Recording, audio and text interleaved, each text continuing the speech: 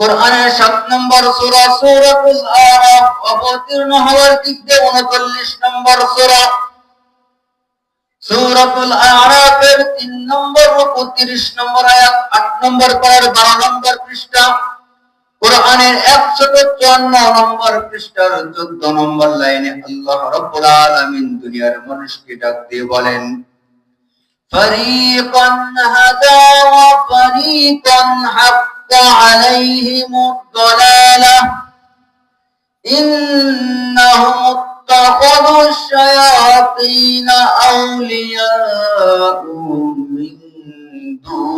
দুনিল্লাহ ويحسبون أنهم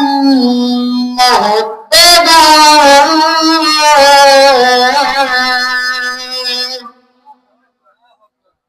রব্বুল আলামিন দুনিয়ার মানুষকে ডাকতে বলেন, দুনিয়ার মানুষ,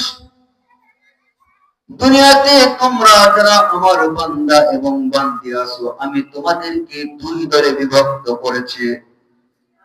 নাম্বার 1 নাম্বার দল হলো যারা সব সময় হকের উপরে প্রতিষ্ঠিত থাকবে, আর দ্বিতীয় নম্বর দল হলো যারা ভ্রষ্টতার উপরে থাকবে। আল্লাহ এবং আল্লাহ রাসূলের বিরোধিতা যারা করবে তারা 2 নম্বর দলের অন্তর্ভুক্ত। রব্বুল আলামিন বলেন, দুনিয়ার মানুষ যারা 2 নম্বর দলের অন্তর্ভুক্ত হবে, কোরআনের বিপক্ষে থাকবে, রাসূলের বিপক্ষে থাকবে, যদি তাদেরকে জিজ্ঞাসা করা হয় তোমরা তো শয়তানের দলের লোক, তোমরা তো আল্লাহ বিরোধী লোক, তারা কিন্তু স্বীকার করবে না তারা আল্লাহ বিরোধী, কোরআন বিরোধী, বরং তারা বলবে আমরাও কিন্তু হকের পথেই আছি। এজন্য আল্লাহ বলেন, ইয়াহসাবুনা আন্নাহুম মুহতাদুন, তারা বলবে আমরা তো হকের উপরে আছি। এজন্যই তো দুনিয়াতে যদি কাউকে বলা হয় ভাই আপনি কেন নামাজ আদায় করেন না, ওই ব্যক্তি কিন্তু বলে না নামাজ না পড়া আমার জন্য অপরাধ, সে প্রতি উত্তরে বলে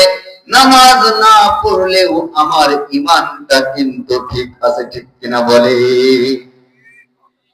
যে ব্যক্তি নামাজ পড়ে না তাকে যদি বলা হয় আপনি নামাজ